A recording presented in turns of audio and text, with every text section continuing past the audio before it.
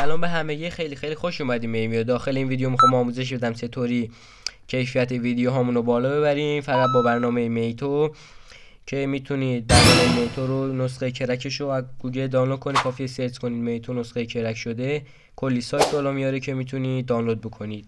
خب خیلی سریع بریم سراغ ویدیو. بعد اینکه برنامه میتو رو دانلود کردید، یک بار کافیه روش کلیک کنید، وارد برنامه میشید. چند ثانیه صبر کنید تا بیاره. بعد وقتی وارد برنامه شو، یه گزینه داره به نام ویدیو ادیتینگ، روش کلیک میکنید و ویدیویی که کیفیتش کمه رو انتخاب میکنید تا کیفیتش رو افزایش بدین. روی استارت میزنید و اگه یه بار روی ویدیو کلیک کنید یا گزینه ادیتو بزنید، وارد این بخش میشه.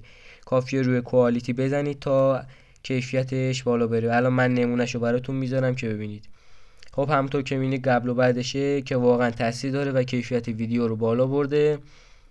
همونطور که میبینید کیفیتش رو واقعا بالا برده. خب این بود از آموزش امروز. دمتون گرم که تا انتها دیدید. ممنون میشم این ویدیو رو لایک کنید که خیلی به من کمک میکنه، و کانال منو سابسکرایب کنید اگه به این ویدیوها علاقه مندید تا ویدیوهای بیشتری رو ببینید.